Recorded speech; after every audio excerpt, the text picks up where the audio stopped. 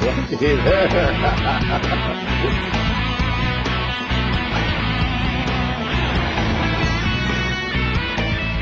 Ice fishing will never be the same. The future of ice fishing has arrived.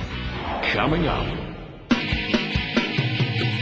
Today, Bob is going to be ice fishing on Lake Nipissing in Ontario for some tasty walleye and perch. But this ice fishing adventure is like no other. Bob is riding in style today as he heads out in a new invention from Snobear Industries. This impressive ice machine is not only heated, but has everything from beds to the latest and greatest in electronics. It even has DVD players. Forget everything that you thought you knew about ice fishing, because today you'll see how ice fishing can now be fun and comfortable. Here comes. Whoa. Oh, where are you? Oh, man. Oh, yeah. You gotta love it. Where are you on? All right. Oh, man. Oh, yeah. Oh, yeah. All right, oh, man. Way to size that one. Oh, there you got it. Yeah. There you go. All right. That is a monster. The Real Fishing Show with Bob Izumi. Nice one. Whoa. Woo-wee.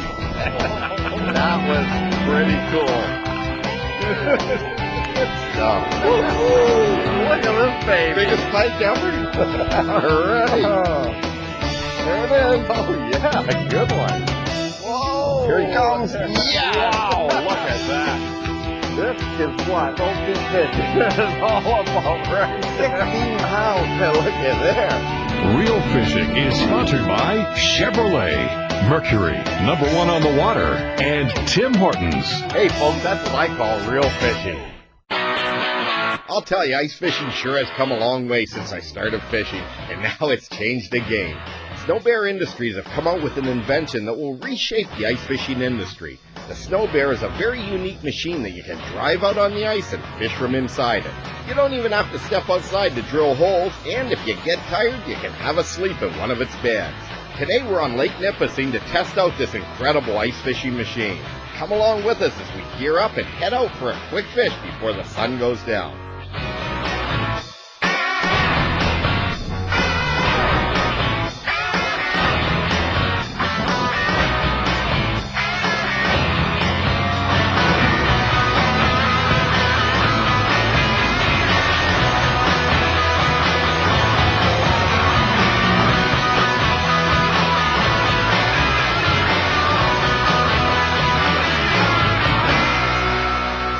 A few years since I've been up here on Lake Nipissing fishing, and one of the great things about it is it's so close to Toronto. I mean, it's a 3-hour drive north of Toronto, and it just keeps putting out the fish. I mean, it gets a considerable amount of fishing pressure. You can see there's a lot of huts out here in different areas of the lake, but it's incredible over the years how many fish it puts out. And Rob, you've been fishing this lake all your life, haven't you? Yeah, I've been here for over 30 years. Now, this year was a real short season because the freeze didn't happen until, about the first part of January? Yeah, we actually had ice twice in December and lost it both times, and I ended up getting started. I was 19 days late getting started this year. It's the longest I've ever seen. Now, I know that you've got the ice bungalows. People rent them, sleep in them, fish out of them.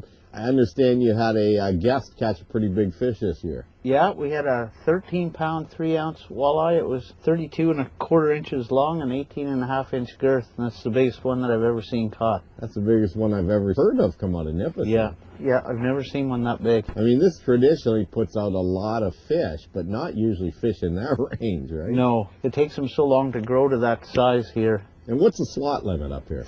The slot limit is 40 to 60 centimeters, which is 15 3/4 to 23 3/4 inches, and all those fish have to be released. Okay.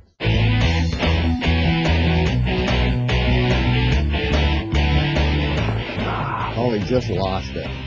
What have we got? Oh, big old jumbo perch. Okay, Robert. Robert, this is TV. Would you quit screwing around? We got to get this show shot. Wait a lot. I'm digging.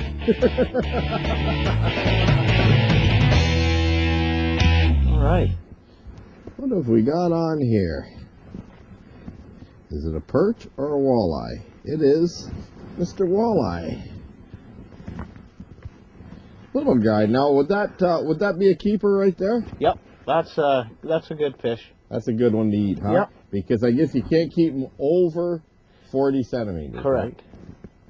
Right? All right. Well, I marked that one on the sonar, and it's pretty neat watching the Lowrance. And I've got a little max gap jig. It's one of the Lindy max gap jigs, 3/8 ounce. And I've got a minnow with a bit of gulp on there just to hold that minnow on. I just put a chunk of gulp right on there, too. There's a slot right there, and that's way under. That's Okay, let's 12 have a inches. Anything in the red zone has to go back. All right, so that's a good one for eating then. Yep. Up next on Real Fishing. Look at this. Look at that, isn't that a beauty? Okay, you're in there all warm, catching nice walleyes. And I'm out here freezing, okay? I think I get the hint. I'm going in one of the Snobears. Closed captioning is brought to you by FNCC and MotorExam.com. This tip of the week is sponsored by Coleman.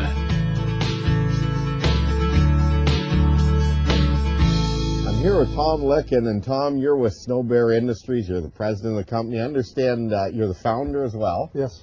Well, I'll tell you, this is quite an invention. Tell me about how did it all start? Well, one winter where we had so much snow we weren't able to get out and fish very much, so that's what kind of spawned the idea. And so you decided, okay, well, I want something comfortable, warm, and what, mobile? Mobile is the key to all ice fishing, being mobile. So. Well, I'll tell you, this is the absolute Cadillac of ice fishing machines.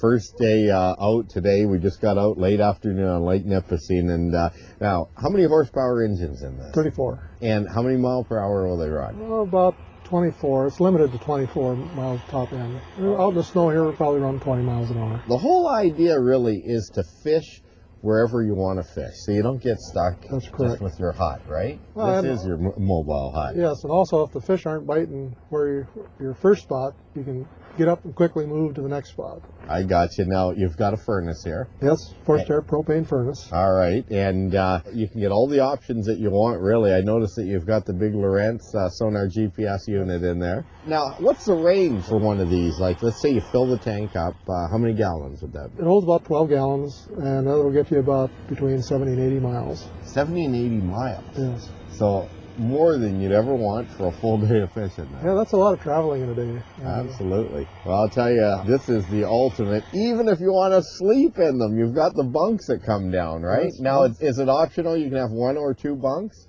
2 bunks are part of the option. Oh, they are? And I've personally slept out about 60 nights in one of these units. So. 60 nights? Yes. All right. And you're happily married? Yes, most times. I should have checked with you before we were rolling on that one. Well, I'll tell you what, the sun's going down. We got some fish to catch, and I'm sure glad you made the trip over here. Thank you for very much. inviting me. Let's get back in. It's warmer in there.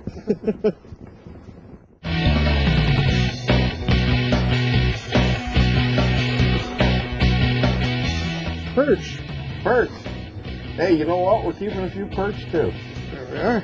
All right. Well, look at that guy. The guy catches world record fish. Walleye, Tom? Walleye. All right. Nice little keeper. Yeah. Good stuff. Oh, Leo's got another one. Oh, Leo, get him. Get him, Leo. Did you see how fast he is? Leo is catching him. Leo is the luckiest fisherman I know, luckiest person I know. Okay, what's he got? Oh my, looky there. Nice fish, Leo. That's a big fish for Nipissing. Although Rob had one of his guests catch a 13.3 this year. Okay. 32.5 inches long. Oh, there's a fish. Oh, you got him? You got him. Coming up next on Bob Azumi's Real Fishing Show. That rod is thumping pretty good. This is a really good one. Ah, nice walleye. All right. That is a fat Lake Nipissing walleye there. Well, as the sun set on day one, we had to call it quits. The next day, we got up early and headed back to Lake Nipissing to try to catch the morning bite.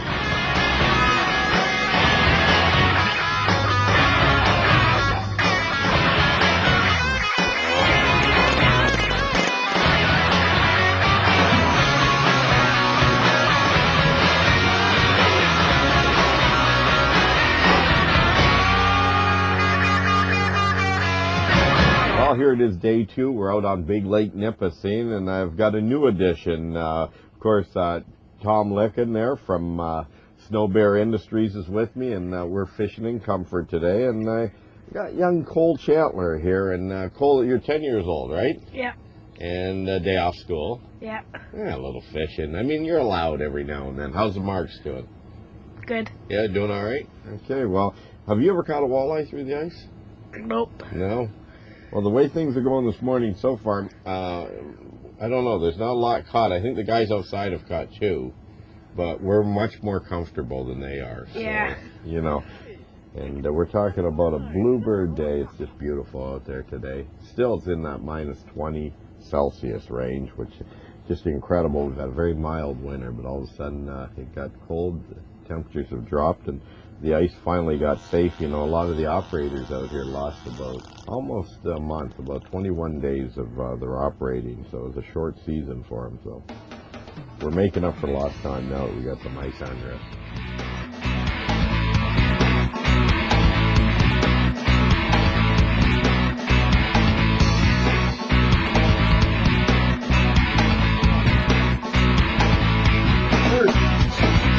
For the most part, when you're fishing walleye, you really want to get that bait right down to the bottom, whether you're using, say, a jig head like a max cap jig, tipped with a minnow.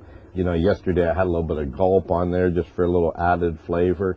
You can use small jigging spoons, some of the rattling type jigging spoons. There's a number of different ice fishing type jigs that you can get away with, but ideally if the fishing's slow, which, you know, we're in that sort of middle of the day right now, that strike zone's pretty small, so you want to fish right down on or near bottom. So what we'll do is we'll let out our line all the way down so that it goes down into, say, 30 plus feet of water here. We'll tighten up, lower the rod down so you can see where the line starts to bow. We'll just tighten it up a bit and just fish an inch or 2 off the bottom. Every now and then jig it.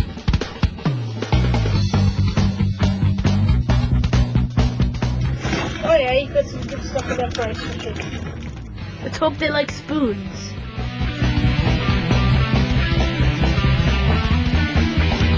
Oh, there's fish! What do you got? All right. Get them up there, Cole. Oh, whitefish. Pull them up. Pull them up. Yeah. All right. Good stuff. Here, let's see. Look at that. Look at that. I thought I lost him for a minute. Good stuff. First whitefish? Yep. All right, man. Good stuff. That a keeper? I think it is. Let's go ask Rob Hyatt if he can cook this one up. Because sure. You want to go take it to him? Sure. Okay. Go show your dad, too. Oh, I know. Just watch my rod there. Yeah.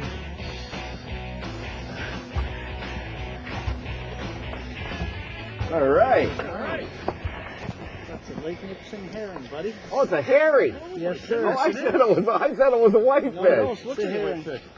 Oh, way to go. They are similar, but the mouth starts underneath on a whitefish, and the mouth on the herring starts in the front. Okay, so this is a herring. Yeah, lake herring. And is edible?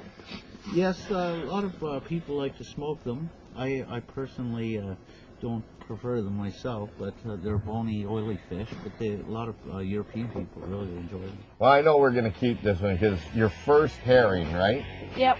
Yeah, it's a Lake Nipissing herring, not a whitefish. Yeah. Whitefish will be about 3-4 times that size. All right.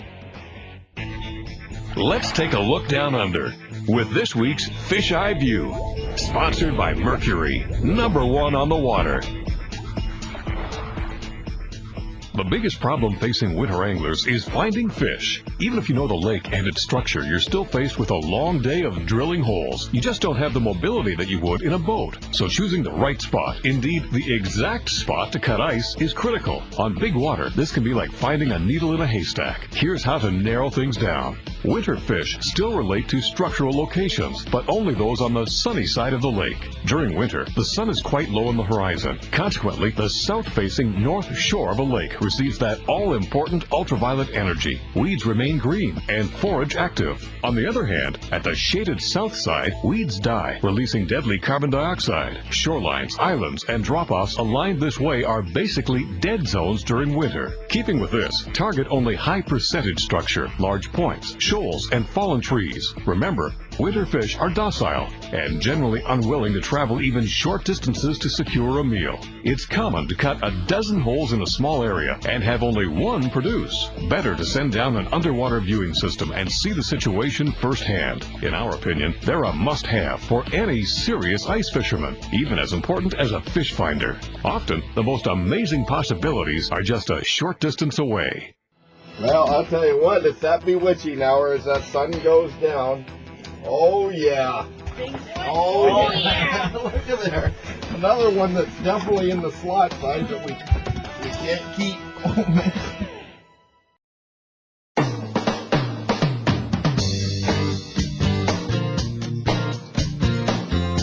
Got him. All right. Good old Philippi.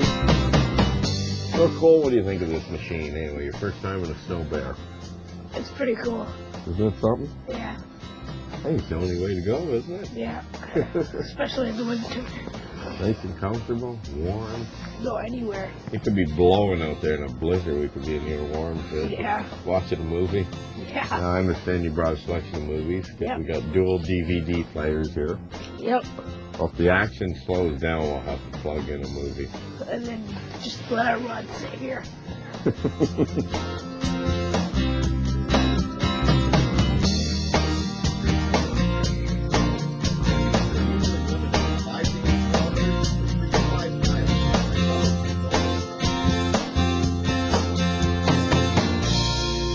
Got him? Yep. What have you got on there, Cole? Perch. All right. Oh, he ate somebody else's minnow. Oh, that's the one I missed. You took my fish. See, look at it. It's right there floating on the top. Swing it around this way. So what you're saying is that... I took your fish. Yeah, you did. I mean, do you feel guilty? No. No? Can you take that over to Rob? Yep. He's cleaning fish. He's cooking fish. He's getting the oil ready right now. All right. Sweet. Ice fishing isn't ice fishing without a warm shore lunch. So we headed to the cabin to enjoy everything from fresh perch and walleye to desserts. We even had some homemade beer cheese bread from Rob's wife, Sherry.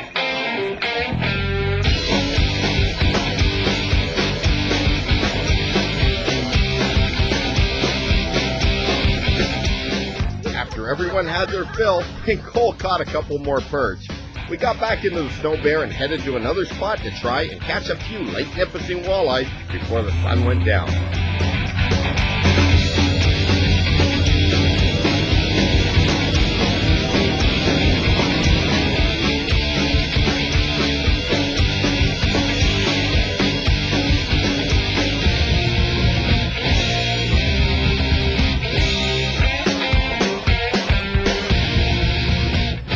All right, he just won the first classic.